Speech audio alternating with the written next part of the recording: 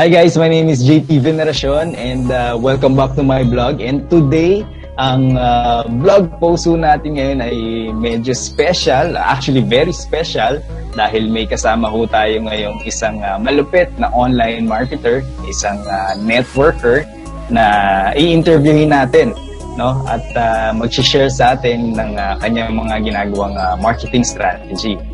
Isa po siyang networker, isa po siyang part ng M Club or Millionaires Club sa kanyang company na pinopromote at napaka-inspiring ang kanyang kwento. So, malalaman ho natin yan. No? So, wag na ho natin patagalin. I want to introduce to you guys si Mr. Sanito Sideria. Bro, kamusta? Hello. Good morning. Good morning. So, ngayon guys, no, nandito si Mr. Sanito at I'm very thankful dahil pinagbigyan niya tayo sa siyang networker na ina-apply ang online marketing. So, bro, unang tanong ko, ano-ano yung mga magagandang nangyari sa business mo simula nang in-apply mo ng tama ang online marketing?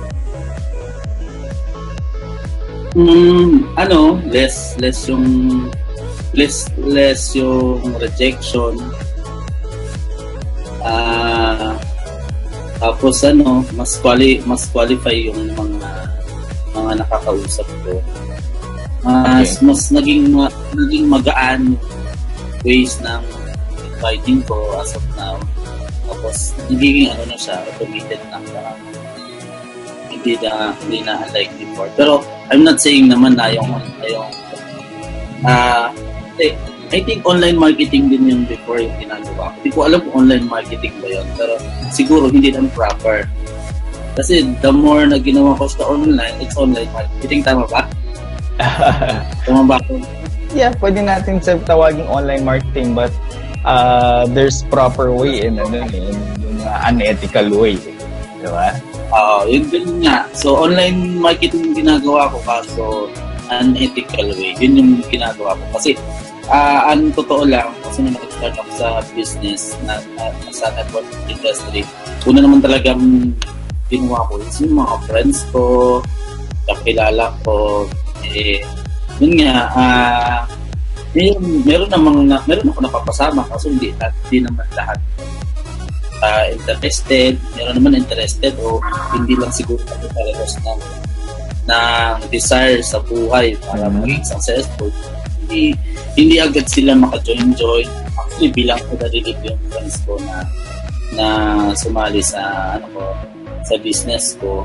Pero dahil ang background ko kasi nasa IT ako, parang nagtuturo ako ng basic computer sa isang NGO before.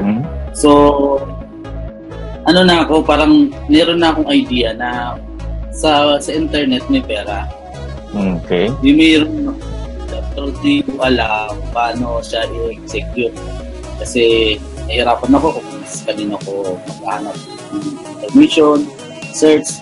So, yun. Kaya, yung tinuro lang sa akin nung upline ko, na ganito, and yun din kasi yung uso sa industriya na yun na that time talagang trend pa yun PM sa Facebook. Naalala ko dati wala pang block hindi pa nabablock sa akin kasi pag nag-PM siguradong mahuhuli ka ni Facebook Facebook, yes. So yun yung so yun naman talagang nagta-type ka talaga ng magme-message ka ng magme-message talaga. Araw-araw yun. Pagka gising ko, bago ko matulog, yun ang gagawin. I see. Tapos, I tried din na yung mga tawag dito, nagpa-flyers ako,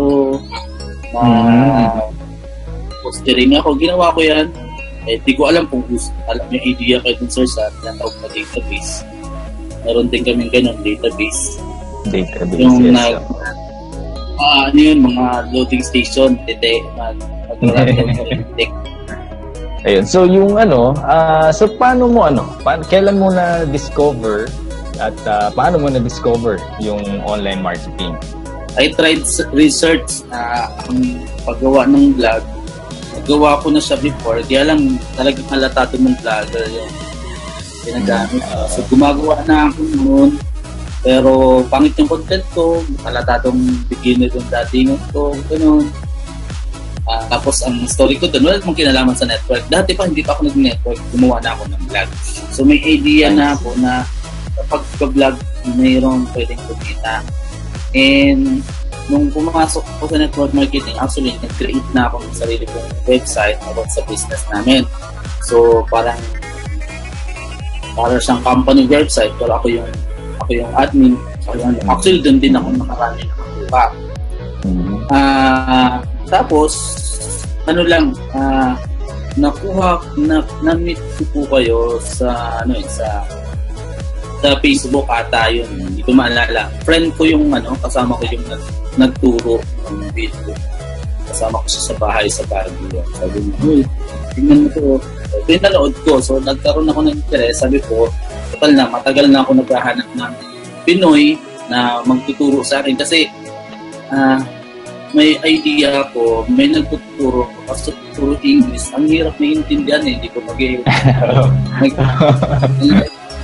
like pag Pinoy yung kinakausap ko, yung tanong ko, nagsasagot niya, diba? So, naiintindihan niya din yung sitwasyon kasi parang sa Pinas. Kasi pagka sa ibang bansa, hindi niya may get kasi di naman siya nakaranas dito. So, yun yun. And siguro mga 2014, I think, din ko hata.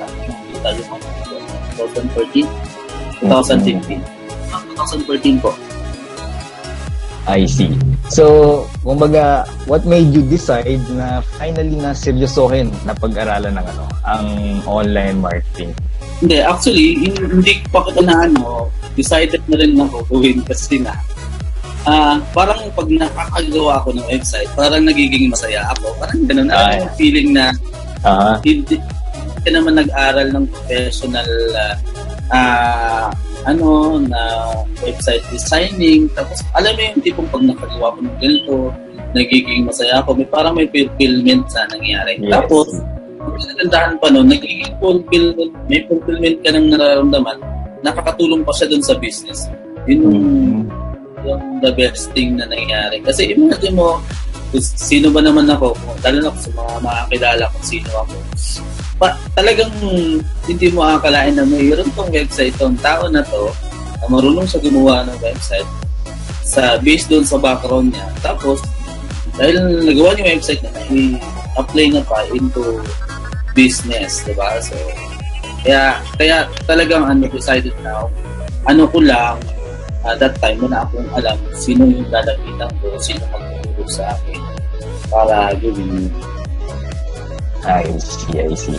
So, would you agree na kumbaga bukod sa technical side ng online marketing, yung paggawa ng mga capture page, basically ng mga website, would you agree na very important yung pinaka-psychology when it comes to marketing online and the psychology in selling? Ayun yung natutunan ko sa program ni Sir JP, yung psychology. Yun yung kumbaga sa binili, yun yung yun yung binayaran ko. Ganun. Yung psychology na apply ko. Kaya pala ganito, kaya pala ganun, kaya bakit ganun. Parang ganun. Sobrang laki ng importansya ng psychology na yun. Kasi marunong akong mag-create ng website before, hindi man sobrang gandang website, pero marunong ako, pero yung psychology, mas mabilis kong catch yung attention ng tao, para makapag-build ako ng relationship sa kanila, para na-follow up ko sila. Nag-gets mo yung mga ganong concept, hindi ko pa maintindihan before. So, mas naging mainit sa akin. Alam ko program. I see. Good. So, doon naman nung finally, no, yun nga, nung napag-aralan mo na, alam mo na yung mga marketing psychology, selling psychology, nung finally ina-apply mo na ng tama yung online marketing for your business, mga gaano ka, mga ilang weeks, ilang days, or ilang months, bago mo nakuha yung yung sinasabi na nakaka-generate ka na ng mga positive prospects, yung tipong kausap mo, positive na, very interested na, or ready na mag-join, yung tipong gano'n. Kasi yung months ko nagawa natapos yung marketing panel ko, yung video ko, yung sales video ko. Bili pa nga ako ng laptop kasi nga tapos nakikiram na ako ng laptop ng kasama ko. So, nung bumili ako, doon ko lang tinoto yung corporate. Pero nung nagawa ko na, siguro mga 2 months, may nakikita na ako result. Mas naging effective lang kasi yung sinasabi natin na psychology, na-apply ko na. Nice. Nakakatuwa. So, doing online marketing for your business, would you recommend to sa mga kapwa natin, networkers, marketers, even mga agent, no, na hindi man palitan from offline to online, but idagdag ang online sa ginagawa nilang marketing arsenal. Actually, yes. Super highly recommended. Ako ngayon ginagawa ko pa rin ng online marketing. Meron ako mga members na ako mismo ang kumakausap para sa members nila, the job. Yun yung trabaho ko as a member. Sa akin, highly recommended talaga sa akin. Even now, ako ngayon, meron akong program na rin, sir. Yes. By the way, paki-explain namin yan. Diyan ako excited. Paki-explain. Ano ba yan? yung program ko, sir, halos parehas ng sir. Pero naka-exclusive lang to doon sa business na kung saan ginagawa ko. So, lahat ng materials na needs nila, dahil total nandito na ako sa kung saan yung company namin. Actually, pwede mong sabihin yung company nyo para malaman ng mga members doon na Ayun, sa front row yun. So, kung ano yung materials na ng front row, meron doon. So, actually, madaming series yung trainings na ginawa ko.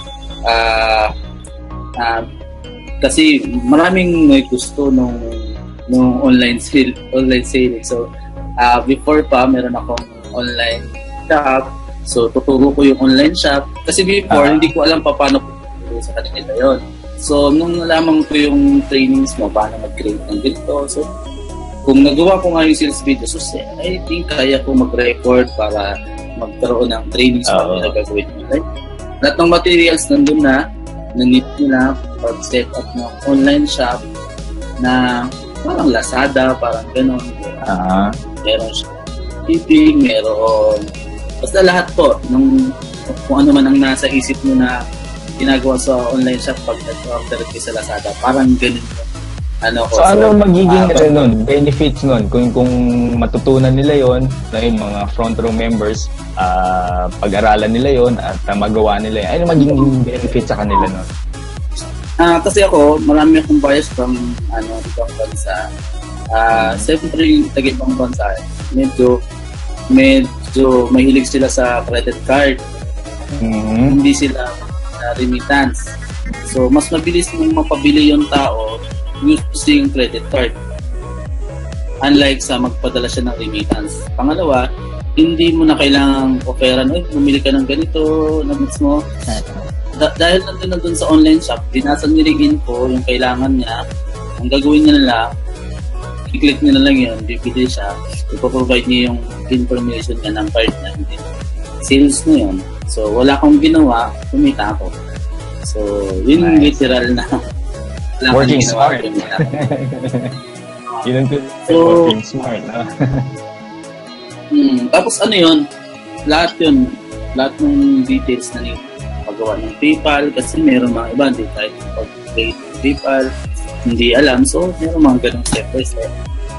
Tapos, nice. Yun nga, yung katulad din po ng create na sales page, capture page, lahat po. Yung tapos, mga trainings namin na about sa front row. Exclusive lang yun sa front row. So, classic training. So, more on pero nakapokus ito for more on online. Paano mo i-master, paano mo magagamit yung online ng tama. Kasi, yun yung gusto kong i-campaign na gamitin yung online ng tama. Kasi, I'm sure maraming gumagamit ng online kasi sa mali. So, ang magiging tendency na pangit yung tingin ng tao sa industriya natin dahil nagiging mali yung pag. So, in that way, natulungan ko na yung company na maging tama yung way of promoting our marketing. Pangalawa, at least, natulungan din nila na kumita dahil doon sa program ko dumili sila. Hindi naman so far. Ayun. Nice. Nangyari. So, once na matutunan nila yung mga tinuturo mo sa training program mo, malaking yung percentage as long as they take action, as long as i-implement nila yung tinuturo mo, malaking percentage na magagawa na rin nila yung nagagawa mo. Tama ba? Oo. Actually, eksakto naman kung ano man yung ginagawa ko, yun naman yung tinuturo ko sa kanila. Yun nga lang ang tinuro ko doon, mga free, kadalasan freebie, kasi nga yung halimbawa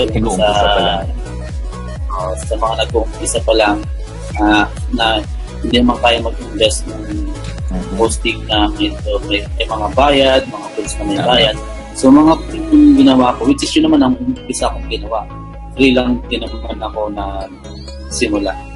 And eventually, kung na nila, pwede naman sila mag-upgrade dun sa... Yes. Ayun. So, malaki matutulong. Yung psychology pa lang na maintindihan nila paano nila maiangat yung sarili niya. Kahit beginner ka, di ba? Para maging expert ka sa paningin ng tao.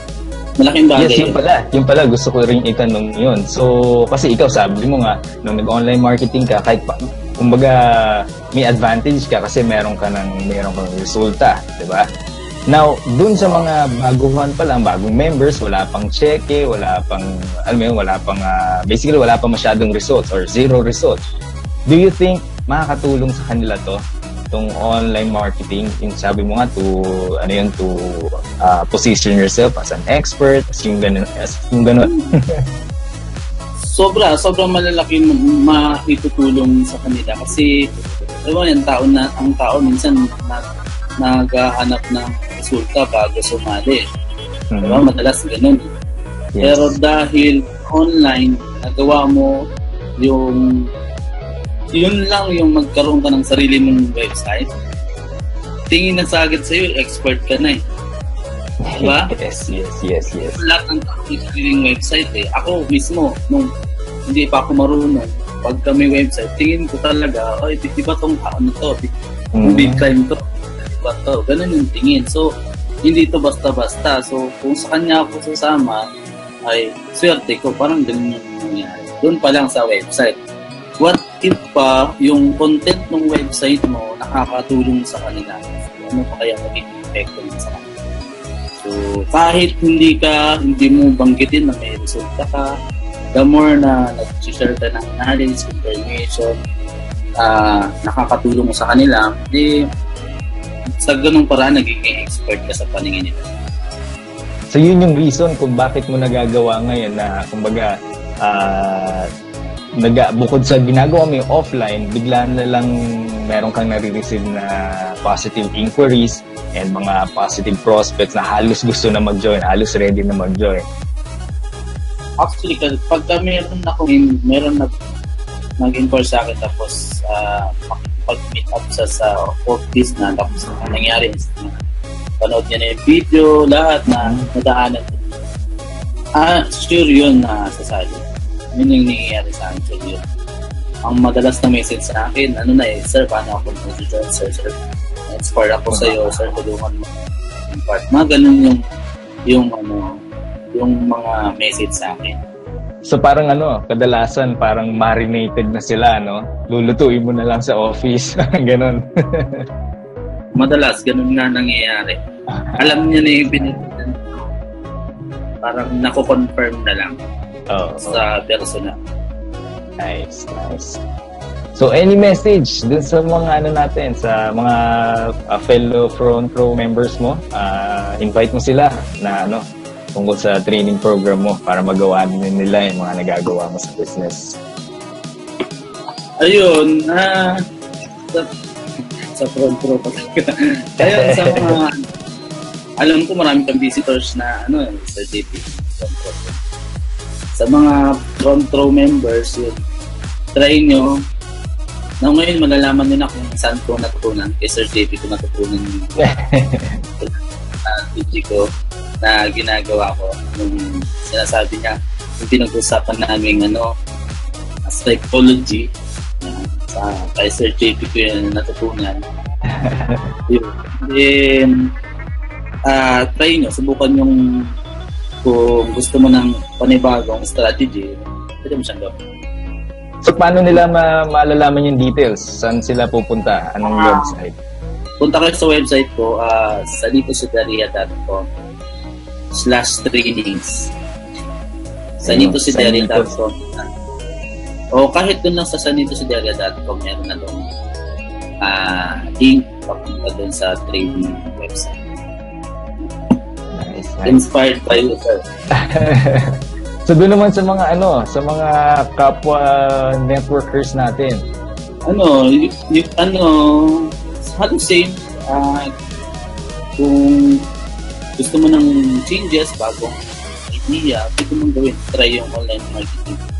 Sa akin lang, pwede kang mag-research kasi may hirapan ka pa, matatagalan ka pa. Yun eh. Kasi yun yung nangyari sa akin eh. May idea na ako kaso ang tagal kong diniscover pa. So, kung hindi ko pa na-meet sa Sir JP, hindi ko pa malaman yung klaseng concept, diba? So, ikaw mismo, I think, lahat naman tao na network marketing ngayon, I think may idea na sa online marketing alam nila na maganda. The problem lang, takot lang silang itry. Di ko alam, takot o ayaw lang mag-invest. Parang pag-paying lang yan. Natin. Kailangan mong mag-invest para kumita ka ng mas maganda. Ang negosyante daw talagang nag-invest. So, try mo, subukan mo. Kasi I'm sure malaki magiging tulong ito sa iyo. Nice, tama. Nag-agree ako doon sa sinabi ko. Okay. So yun, maraming salamat Sanito sa oras at effort na binigay mo sa amin at pumayag ka magpa-interview. At dun sa mga front row members, huwag niyong kakalimutan, pumunta kayo sa sanitosideria.com/training at tingnan niyo yung complete details ng training program ni Sanito. And I'm very sure malaki may tutulong sa inyo yan. Okay? So yun, salamat ulit Sanito. I really appreciate yung time na binigay mo sa akin ngayon. Then dun sa sa mga susunod na interviewin ko, mga online marketers din ho ito at marami din ho tayong matututunan dito. Maraming naka-line up. May mga nakausap na ako na pumayag. May schedule na kami for interview at abangan nyo yun. So para maging updated kayo guys sa susunod mga interviews ko, mag-subscribe lang ho kayo sa email list ko. So magpo-provide ako ng link or ng button sa baba ng video siguro nito or sa gilid or around dito sa kung saan nyo man ito pinapanood. Subscribe lang kayo para isa kayo sa mga mapapadala ng email notification na meron ulit interview ng isang online marketer na pwede kayong matuto, at pwede rin kayo ma-inspire. Okay? So, marami ho tayo naka-line up ngayon. So again, Sanido, maraming salamat. I really appreciate yung time mo na binigay dito. Sige po. Salamat din po. Salamat. I'll see you again sa susunod na blog post and hopefully isang malupit ulit na online marketers ang makakasama natin. Thank you guys. Take care. Bye-bye.